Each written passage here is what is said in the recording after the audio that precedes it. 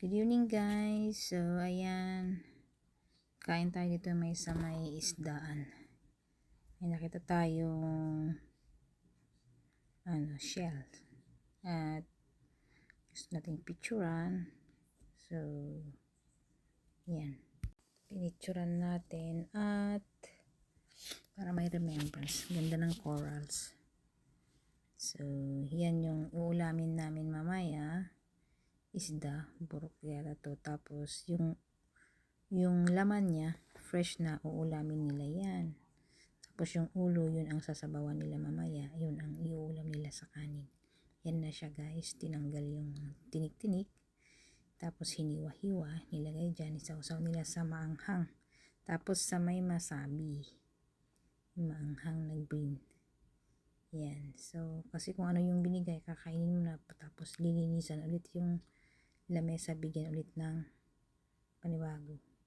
So ang akin yung inihaw na isda, ito naman yung parang fried na kanin, may kimbap, may kimchi, tapos may itlog ng crabs. Yun sa akin abalone, 4 yung binigay.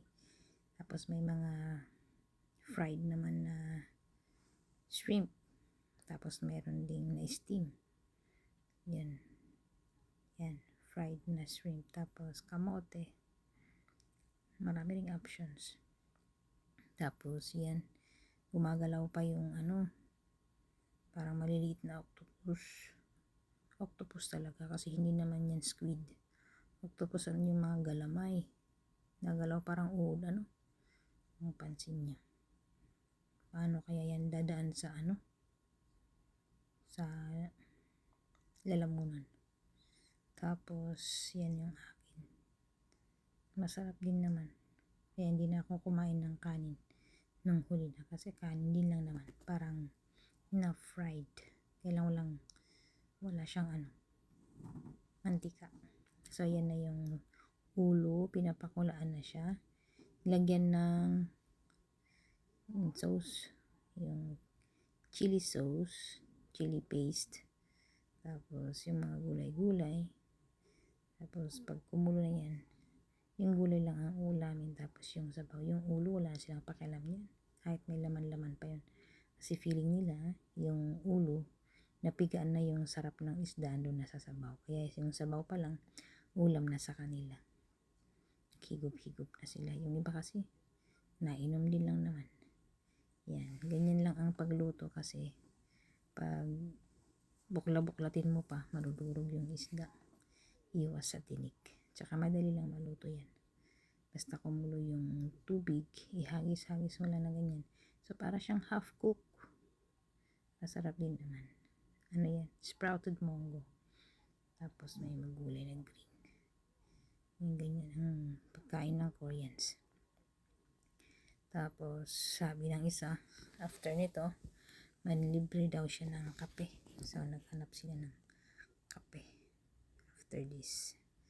Yan, yung mga iba nahuli kasi, kaya ayun, medyo late yung yung pagkain nila doon. Kami tapos na, tapos nagiinuman kasi humahaba yung kwento. 6:30 kasi yung iba, dumating pa 7:30. Yung isa nakalimutan, late siyang dumating. Yan, mga pagkain ng hilig nila sa mga fresh na isda. Ito yung nadaanan namin, kahit nakikita namin sa tanghali, hindi naman kasi umiilaw yan sa tanghali, kaya pinicturean ko na rin, ay binidyohan ko na rin, para makita rin yung outcome niya paggabi, gaano ba kakinang. Then papunta na kami sa may kape. So ito yung binigay sa amin, yung iba macarons, ako yan naman biscuit na may choco, kasi hot choco yung order ko.